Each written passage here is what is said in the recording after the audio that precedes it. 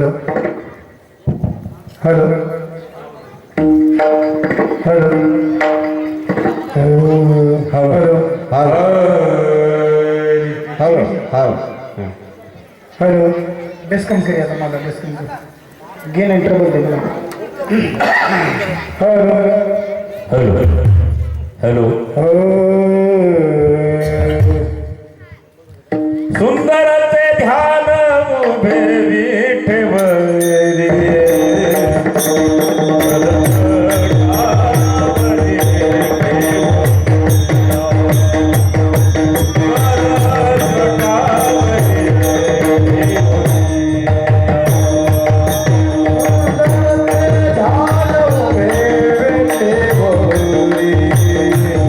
Oh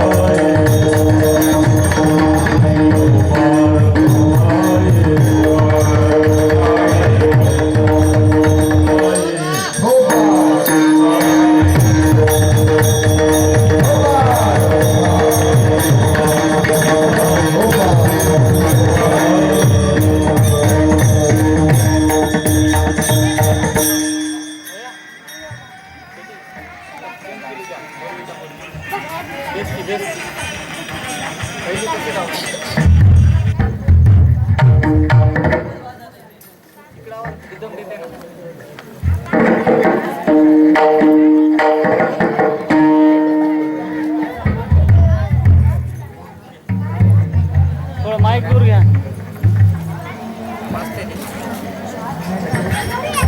चला, बरोबर करा.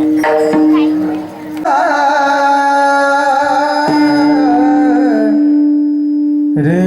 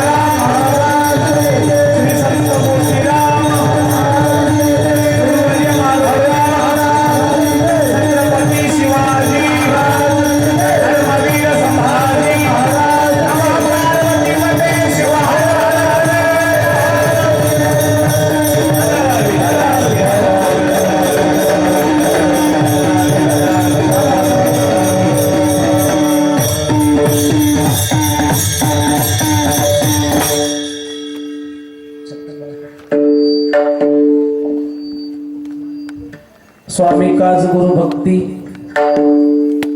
स्वामी काज गुरु भक्ती पितृवचन सेवापती हेच विष्णूची महापूजा अनुभव नाही तुझा सत्य बोल मुखे दुःखवी अनेकांच्या दुःखे हीच विष्णूची महापूजा अनुभव नाही तुझा निश्चयाची वाळ तुका म्हणे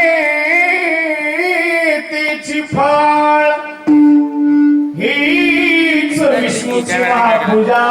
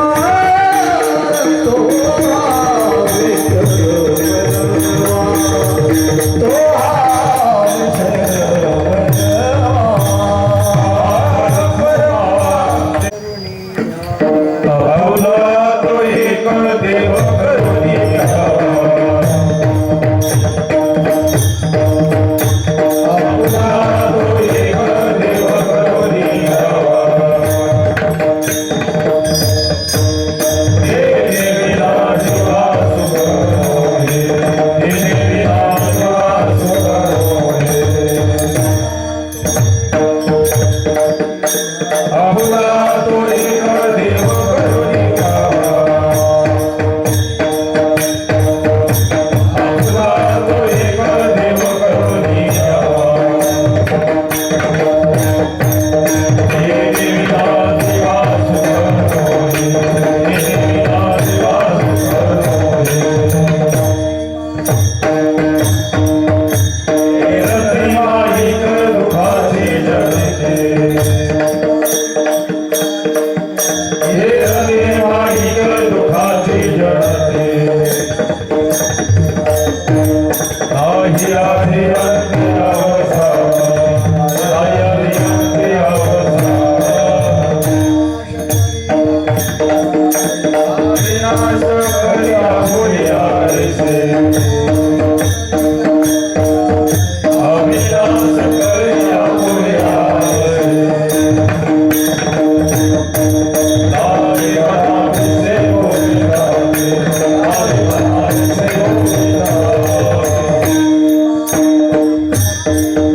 ये रतिवाहिक दुखाचे जगते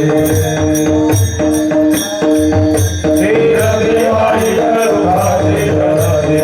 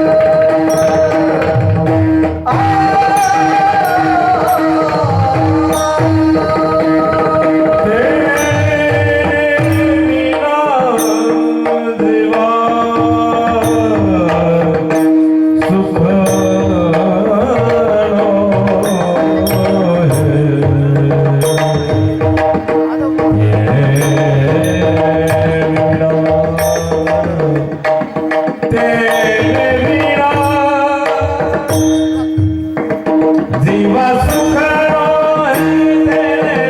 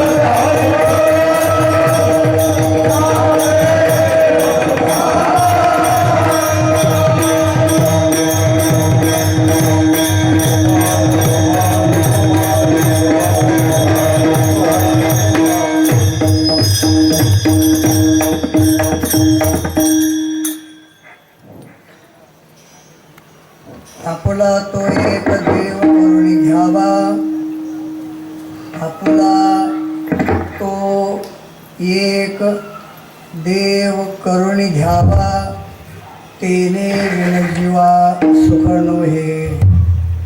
येरती माईक दुःखाची जनिती, नाही आदी अंती अवसान. अविनाश करे आपुलिया ऐसे, लावी मनापाशी गोविंदाचे. येरती माईक दुःखाची जनिती, नाही आदी अंती अवसान. तुका म्हणे एका मरणेची सरे, तुका म्हणे एका मरणेची सरे. उत्तम चिवरे कीर्ती मागे, येरती माईके दुःखाची जनिती, नाही आदी अंती अवसान. विठोबा रखुमाई.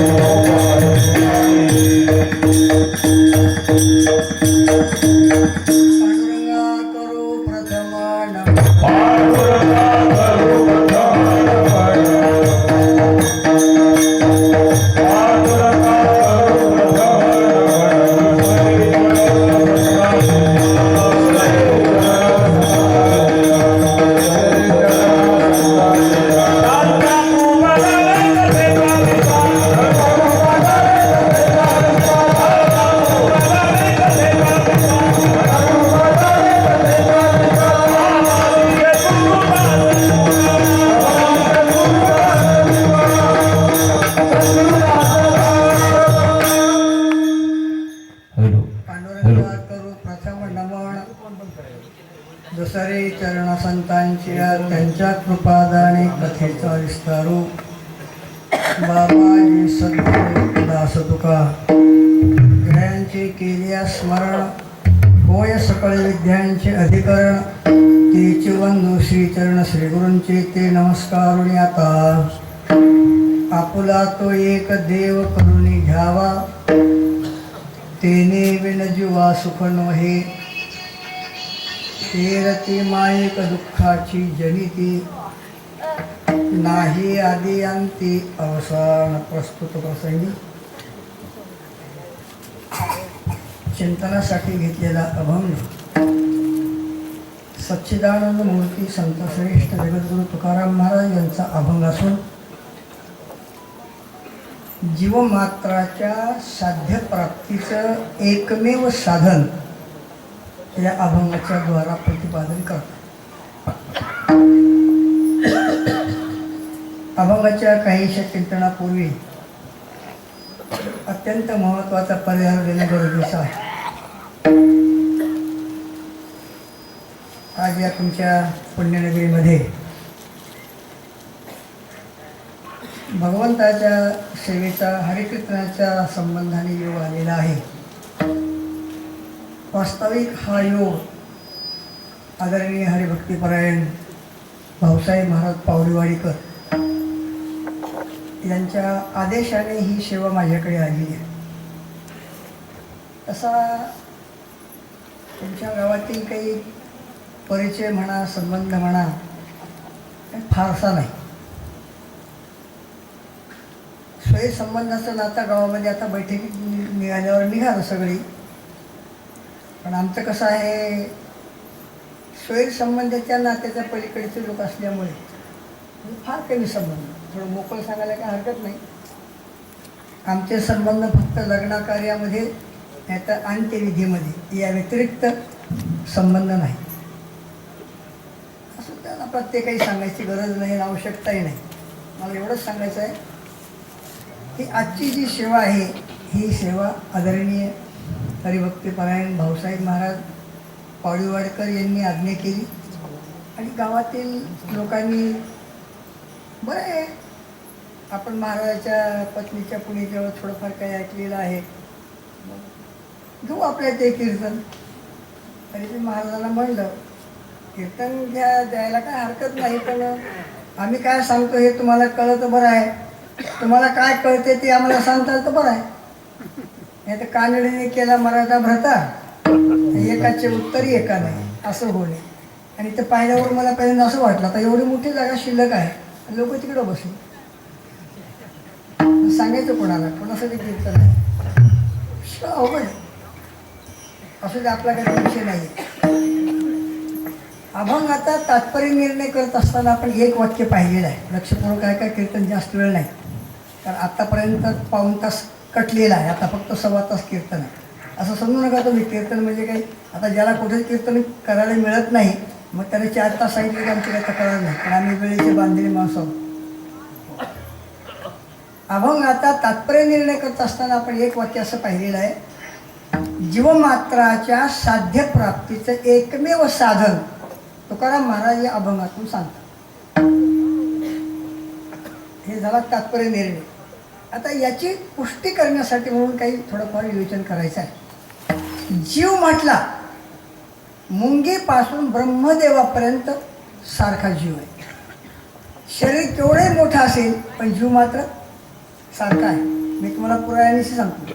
महाराज लिहितात मुंगी आणि मुंगी आणि रामा सारी झाली भाव, रामा सारी झाली भाव. हे मुंगी आणि रामा सारी झाली भाव, रामा सारी झाली भाव, रामा सारी झाली भाव. मुंगी आणि राव याला बंद करू नका भाऊ. हे माईक चांगलं नाही एवढं खूप झालं पण याला बंद करू नका. कुंडली बुटावून सगळं बंद राहिले. माईक दुसरं घ्या. काय म्हणाले ते ऐकून राहिलेत बघा त्याच्यात. मागे वेळेला कसं आहे की जेवणाऱ्याचे पुढे थांबावं लागतं, जेवायला वाढणाऱ्याचे पुढे थांबावं लागते, बसावं लागते, तर बरोबर मिळते. तुम्ही मागे राहिले तुम्ही तरी म्हणलं पहिल्यांदा. मुंगी आणि राव आम्हा सारिखाची जीव. मुंगीतला जीव असला काय आणि राजातला जीव असला का तो जीवच आहे.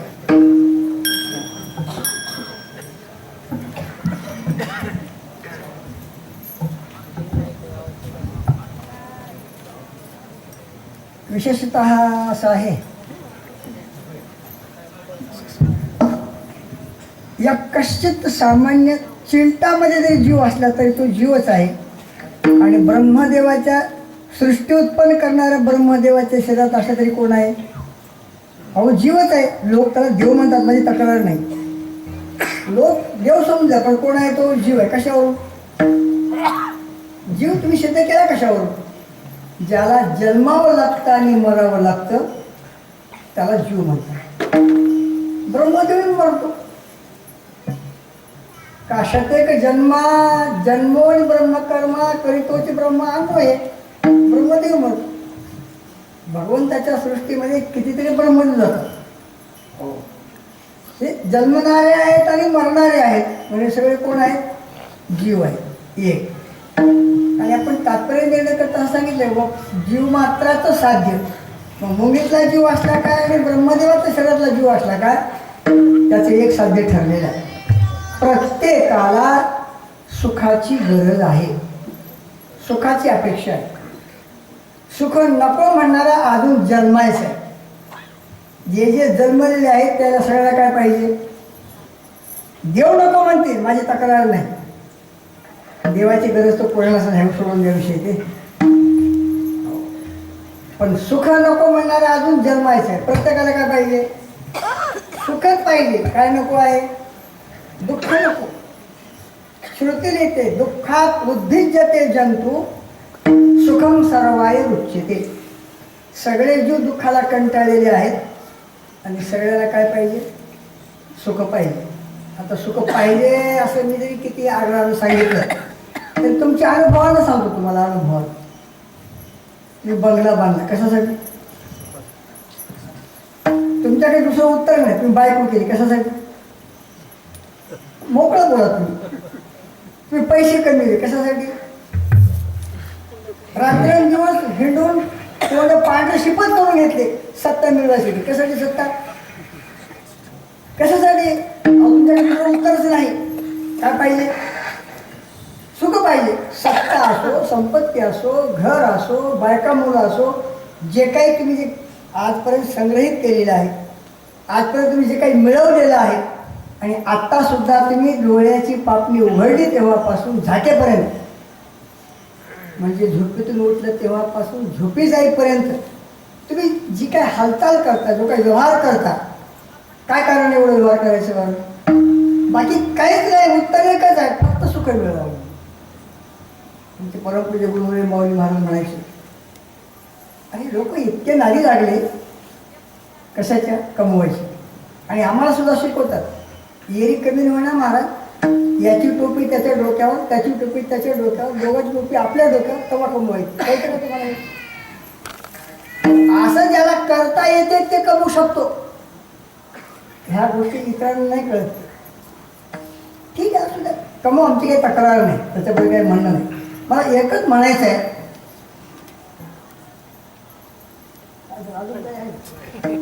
गोबार कुमार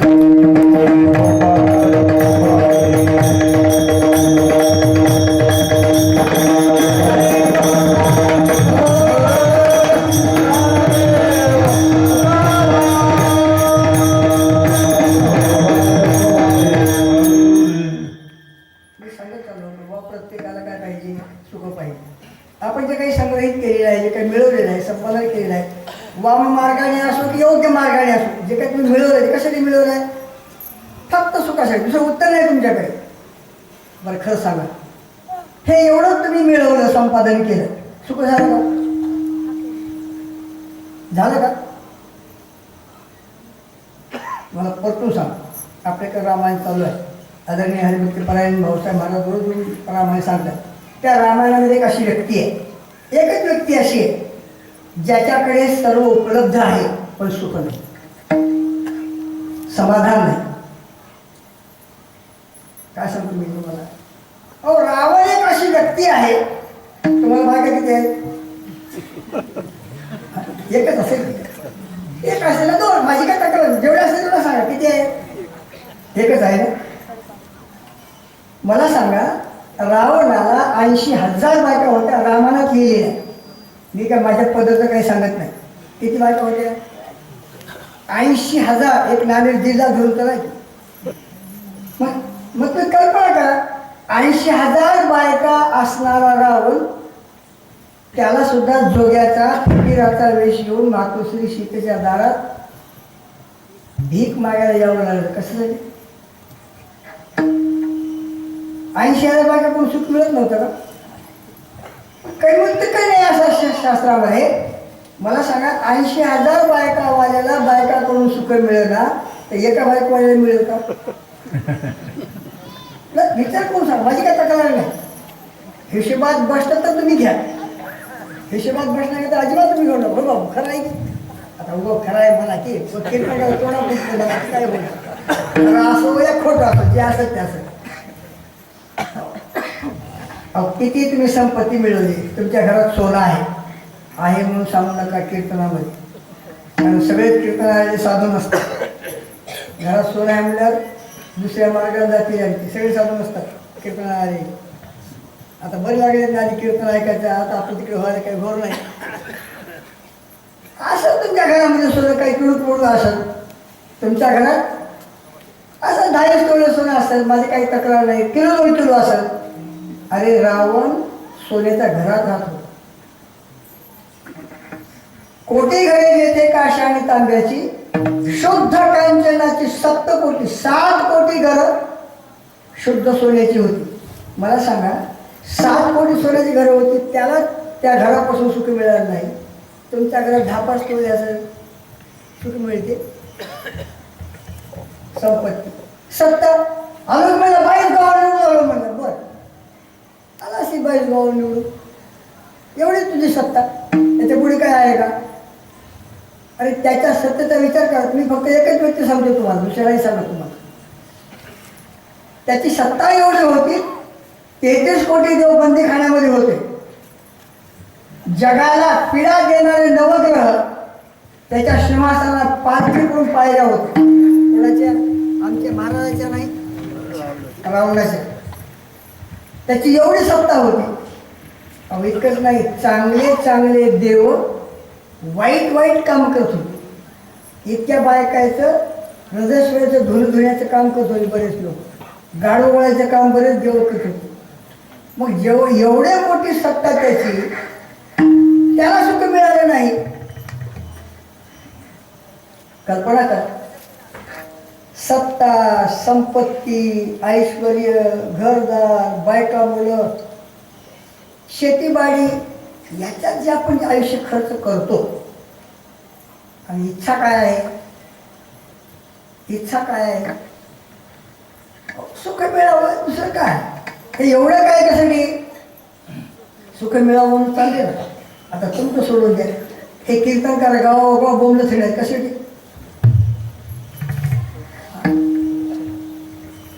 पैशासाठी? डोसकं तयार नसं नाही. सोन्याचे घर होते, त्याला सुख मिळालं, याचे 4 कोटी मुश्किल मिळते. मग काही नाही गमत हे.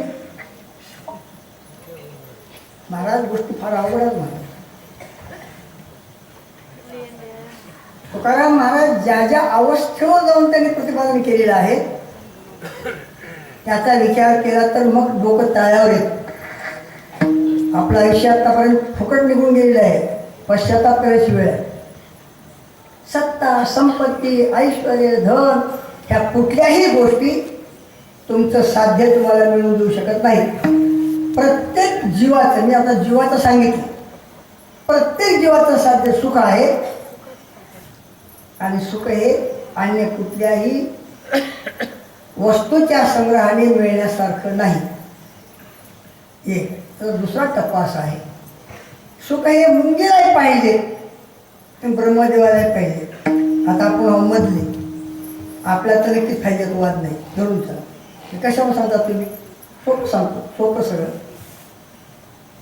साखर जर पडली किंवा गुळ जर पडला तर मुंगीची रांग लागते ना. कशासाठी?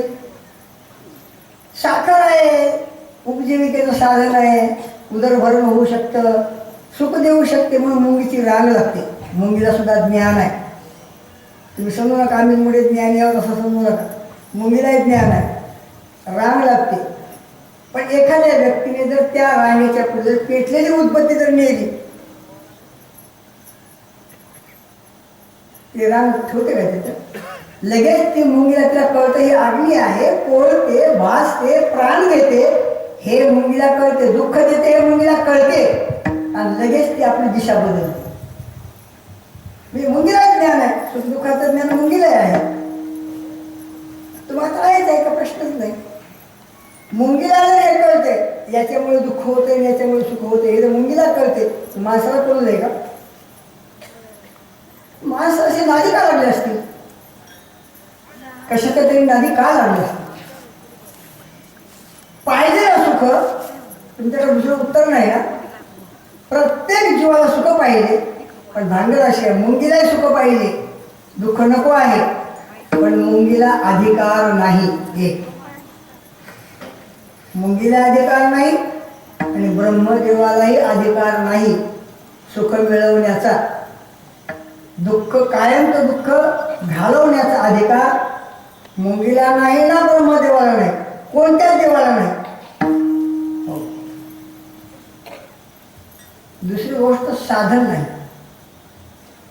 त्यांच्याकडे सुख मिळवण्याचं साधन नाही. पहिल्यांदा सुख मिळवण्याचा अधिकार नाही आणि दुसऱ्यांदा सुख मिळवायचं साधन नाही. दोन गोष्टी त्यांच्याकडे नाही आणि या दोन्ही गोष्टी भगवंतानी माणसाला दिलेल्या आहेत.